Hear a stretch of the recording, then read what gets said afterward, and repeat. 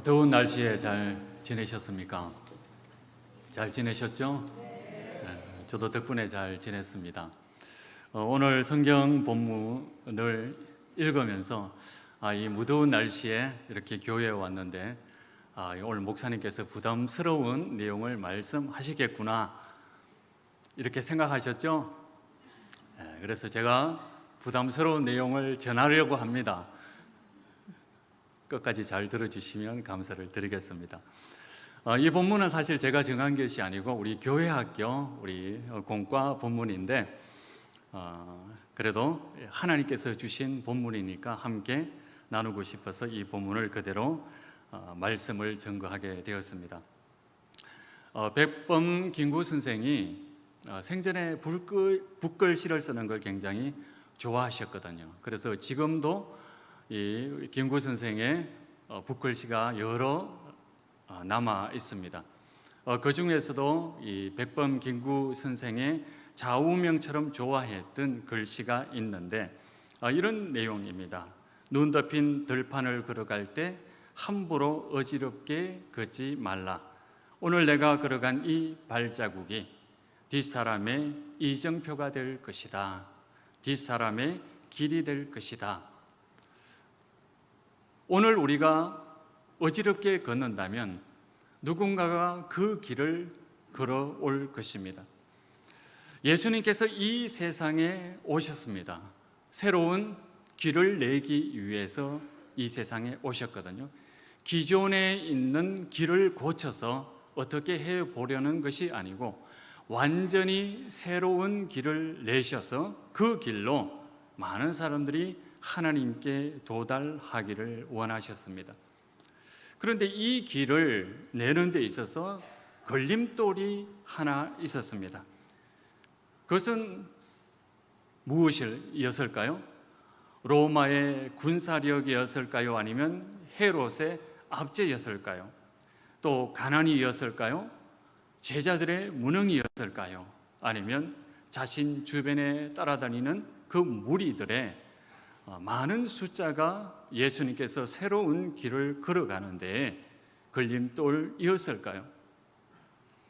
예수님께서 새로운 길을 열어가는데 가장 큰 걸림돌은 바로 사람들의 생각이었습니다. 그리고 사람들의 생각을 가로막고 예수님께로 나아가는 그 길을 가로막는 사람들 중에 바로 서기관이라고 하는 사람들이 가장 큰 걸림돌이었습니다. 왜냐하면 서기관들은 말씀을 해석하고 또 여러 가지 종교의식을 진행하면서 예수님께서 가고자 했던 그 길을 막는, 그러니까 사람들의 생각을 틀어막고 예수님께로 향하는 길을 가로막았습니다. 그 중에 하나가 바로 그리스도는 누구인가라는 그런 주제였습니다. 예수님은 그리스도입니다. 헬라어로 그리스도이고 히브리 말로 메시아입니다. 그 뜻은 기름 부음을 받은 자, 다시 말해서 하나님께서 특별한 목적을 이루시고자 이 세상에 기름 부어 보내셨다라고 하는 뜻입니다. 그 당시 많은 사람들은 바로 기름 부은 자 예수 그리스도는 다윗의 자손이다라고 생각을 했습니다. 성경 여러 곳에 그리스도는 다윗의 가지에서 태어날 것이다, 그렇게 이야기를 했기 때문입니다. 그런데 오늘 성경 본문 말씀에 보면 예수님께서 성전에서 가르치면서 이런 말씀을 하셨습니다. 서기관들이 어떻게 그리스도를 다윗의 자손이라고 말할 수 있느냐? 서기관들은 율법 교사이다. 한평생 율법을 연구하고 가르치는 것을 업으로 삼는 사람들인데 그리스도를 다윗의 자손이라고 말하니 참 어리석구나, 이렇게 이야기를 했습니다.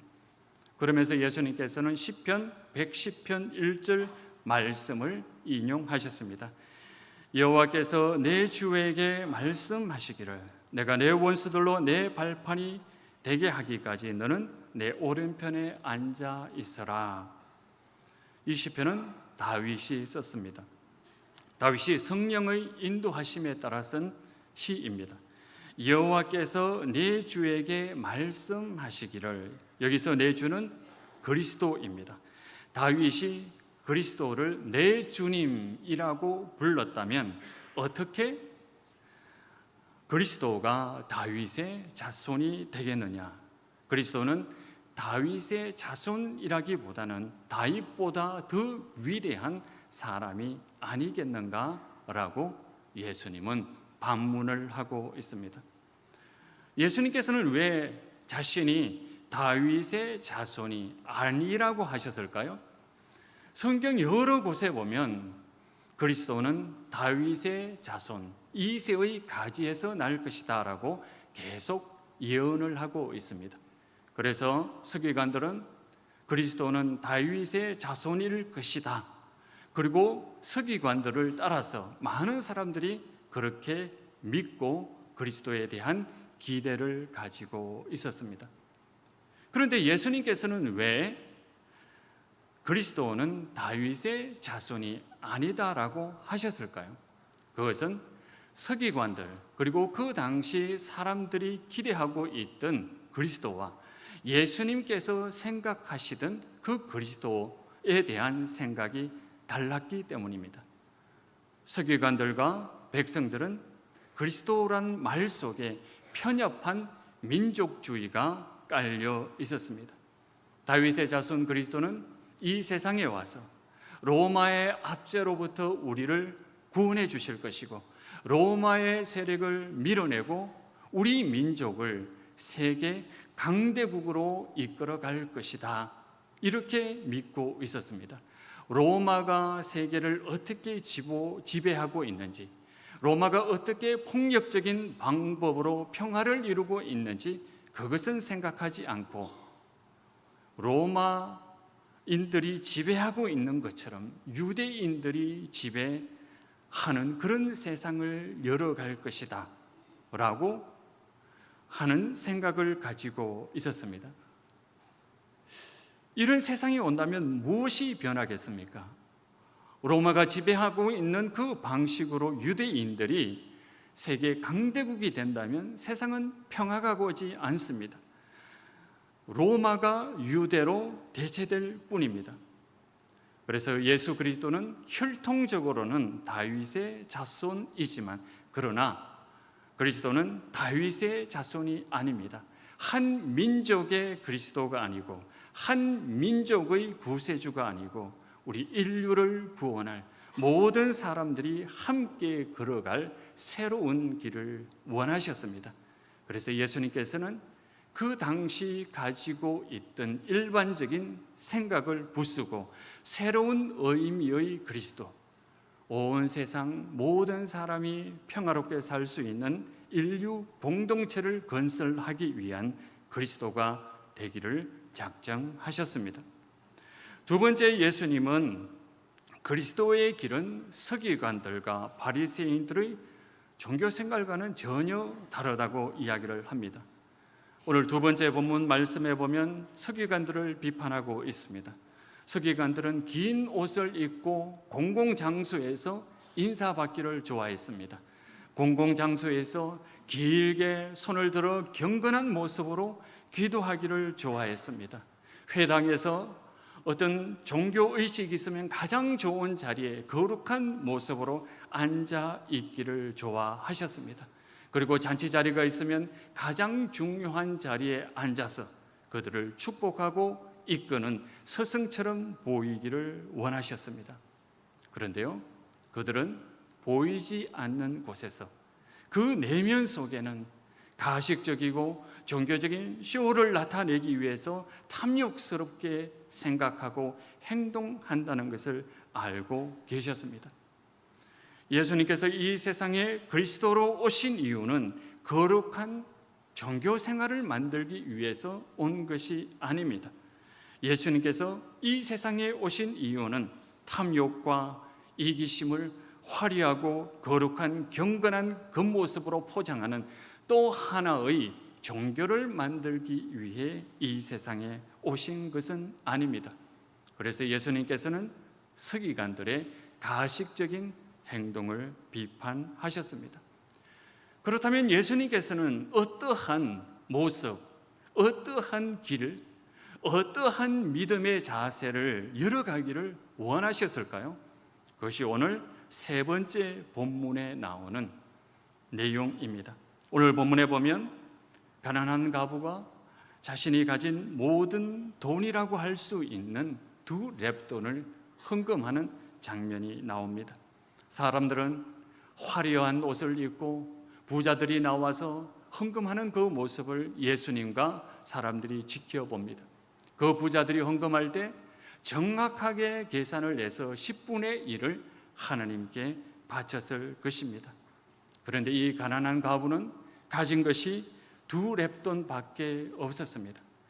지금 화폐 가치를 따라서 환산을 한다면 한 1,000원이나 1,200원 정도 되는 그런 모습, 그 모습으로 헌금하는 모습을 보면서 예수님은 깊은 감동을 받습니다. 그러면서 예수님은 말씀하십니다. 부자들이 헌금한 것보다 이 가난한 과부가 낸 헌금이 더 많다, 이렇게 이야기를 합니다. 예수님께서는 단순히 이 여인이 낸 헌금이 부자들보다 더 정성스럽다, 더 가치가 있다라고 말씀하신 것이 아니고 양적으로도 이 여인이 낸 것이 부자들이 낸 것보다 훨씬 더 크고 많다라고 이야기를 했습니다. 예수님께서는 왜 과부를 칭찬합니까? 가난하지만 하나님께 드리고 싶은 그 마음으로 자신의 생활비 모두를 하나님께 드렸기 때문입니다. 예수님은 이 가난한 과부가 헌금하는 그 모습을 보면서 자기 자신이 걸어가야 될 길을 생각했습니다. 예수님은 동전 2개를 헌금하는 여인의 모습을 통해서 예수 그리스도의 길이 어떠한지, 그리고 제자들이 어떠한 길을 걸어가야 되는지를 제시하고자 합니다. 고린도후서 8장 9절 말씀에 보면, 우리 고린도후서 8장 9절을 함께 읽겠습니다.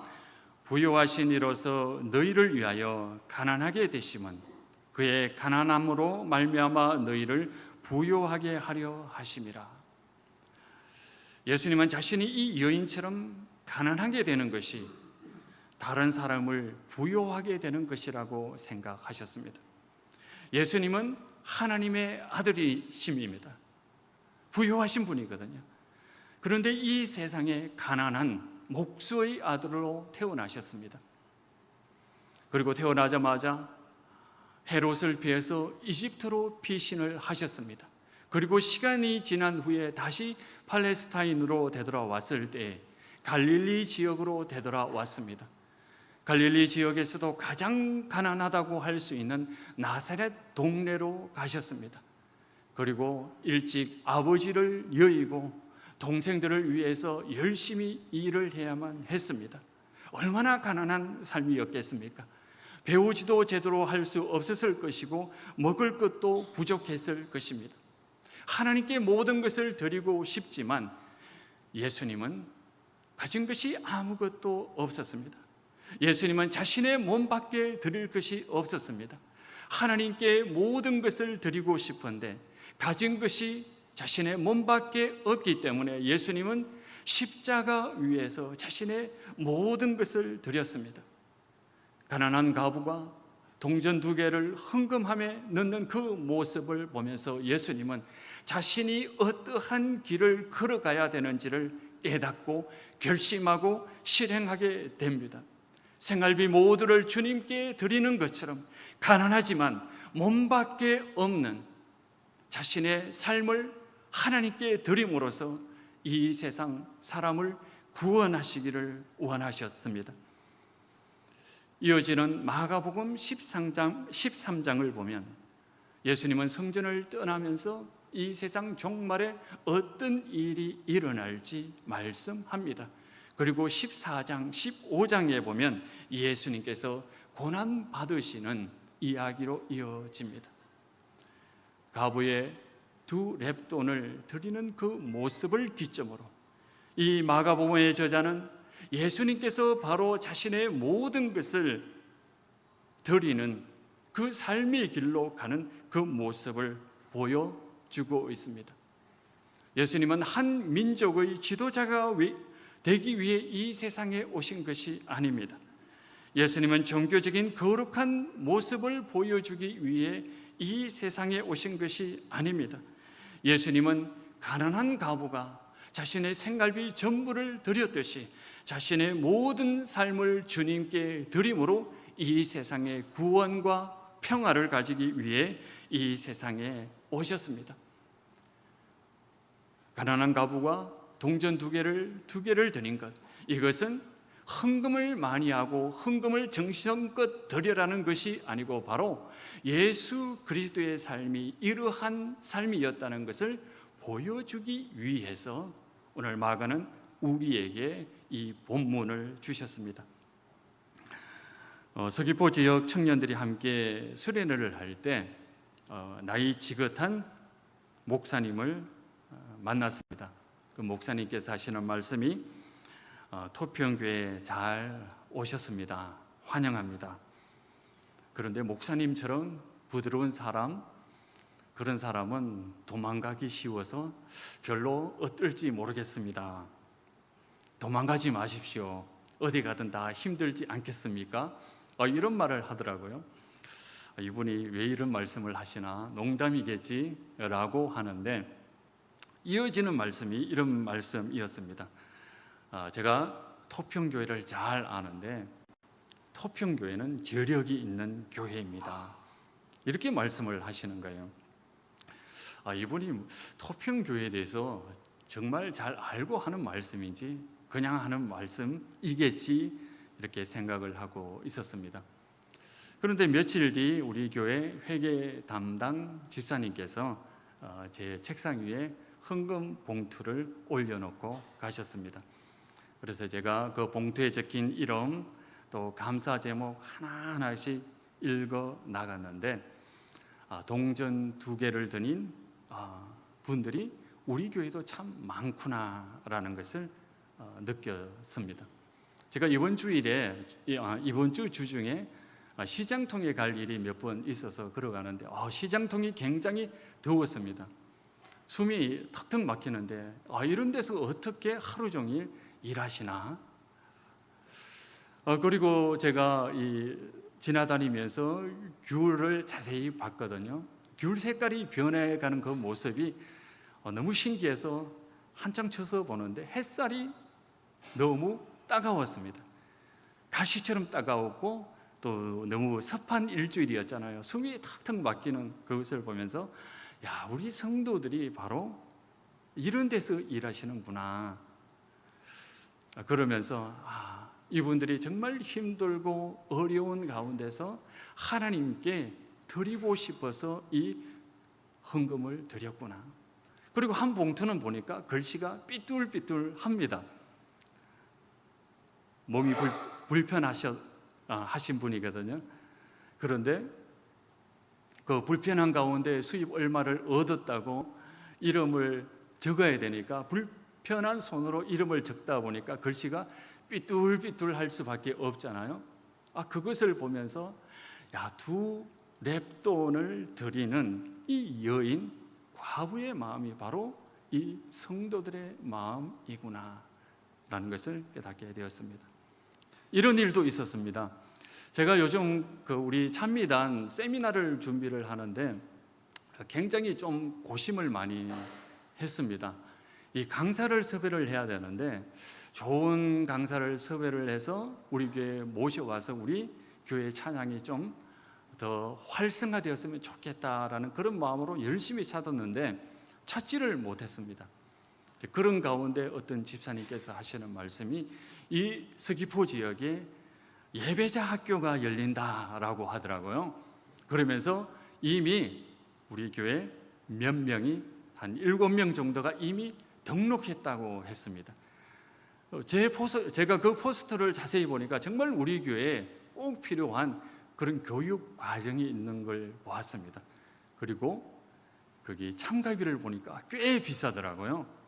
그런데 그 집사님들께서 자비량으로 그 모든 것들을 하시겠다라고 하는 이야기를 들었습니다. 사실 그 나이 때는 정말 학생들을 키우는데 돈이 많이 듭니다. 우리 어르신들이 키우던 때하고는 다르거든요. 사교육비가 굉장히 많이 드는 이 시점에서 누군들 자기 자식에게 더 좋은 학원, 더 좋은 건 먹이고 싶은 마음이 없겠습니까? 이 경쟁적인 사회에서. 그런데 그 모든 것들을 다 내려놓고 헌신하겠다라고 하는 그 마음을 생각하면서, 야, 이것이 바로 두 렙돈을 드리는 여인의 마음이구나. 물론 집사님들이나 헌금하신 분들, 권사님들이 물론 이 가난한 여인처럼 가난하지는 않습니다. 그러나 하나님께 드리고자 하는 그 마음, 교회를 위하는 그 마음은 이 여인과 동일한 마음이거든요. 또 우리 교회의 특징은 뭐냐면 학생들이 예배를 많이 섬기고 있다는 거거든요. 보통 학생들은 어떻게 하냐면 재능이 있는 학생들이 그것을 배워서 자기 부서에서 봉사를 합니다. 중등부 학생은 열심히 배워서 중등부 예배를 인도하고, 고등부는 고등부, 청년부는 청년부를 인도하고 섬기거든요. 그런데 우리 교회는 학생들이 어른 예배에 참석해서 어른 예배를 섬기고 있는 거예요. 여러분, 어른 예배에서 어른들이 보는 앞에서 찬양 인도하고 이러하는 것들이 엄청난 중압감을 가지고 있습니다. 혹시 틀리면 어떡하나, 어른들이 뭐라 하면 어떡하나 라는 그 마음이 굉장히 큽니다. 그런데 그 모든 것들을 누르고 하나님께 섬기고자 하는 마음으로 서 있거든요. 참 미안하지 않습니까? 오히려 교회가 학생들을 섬기고 후원하고 지지해 줘야 되는데 학생들이 오히려 섬기는 그 모습을 보면서, 야, 이것이 두 렙돈을 드리는 마음이구나 라는 생각을 하게 되었습니다. 그래서 지난 한 주간 제가 토평교회 담임 목사가 된 것을 정말 하나님께 감사하고 기뻐하는 그런 한 주간이었습니다. 교회를 위해서 기도해 주셔서, 그리고 헌금해 주셔서 감사드립니다. 조금 더 힘내고 또 조금 더 우리가 노력한다면 우리 교회가 모든 사람이 더 행복한 교회가 될 수 있을 것입니다. 학생들을 위해서 많이 기도해 주시고요. 또 젊은 집사님들을 위해서 칭찬해 주시고, 젊은 교인들은 우리 어르신 세대를 존경했으면 좋겠습니다. 물론 마음에 들지 않는 부분도 있습니다. 제가 토요일이면 되도록이면 집에 늦게 갑니다. 왜냐하면 제가 한 학생을 기다리거든요. 꼭 그 얼굴을 보고 가야 제 마음이 편하고 기뻐서 기다립니다. 어제도 밤늦게 와서 찬양 연습을 하고 가는데 돌아가면서 생각을 했는데, 내 몸에 냄새가 날 수도 있겠다라는 생각이 들었어요. 왜냐하면 제가 하루 종일 여기 있었고 밖에 나갔다 오고 식사도 하고 양치도 하지 않는 그건데, 야, 내 몸에 냄새가 날 수도 있겠구나라는 생각이 들었거든요. 그런데 그 학생이 저를 보고 계속 웃고 친절하게 대했거든요. 그러면서 참으로 감사한 일이구나라고 생각을 했습니다.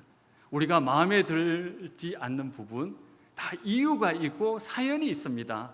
우리가 저 부분은 마음에 들지 않아 라고 이야기를 하지만 다 알고 보면 사연이 있습니다. 제가 어제 하루 종일 교회에 있었기 때문에 들락날락하면서 하다 보니까 땀이 흘러서 냄새가 날 수밖에 없거든요. 알고 보면 냄새가 나는 사연이 다 있거든요. 우리가 좀 더 이해하고 좀 더 인내하면서 간다면은 우리 교회가 서울에 있는 대형 교회처럼 성장하지는 못해도 우리 안에 교회 오기만 해도 즐겁고 행복한 하나님의 나라를 이루어가는 그런 교회가 될 수 있을 것입니다. 여러분 진심으로 감사하고 존경합니다. 기도하겠습니다.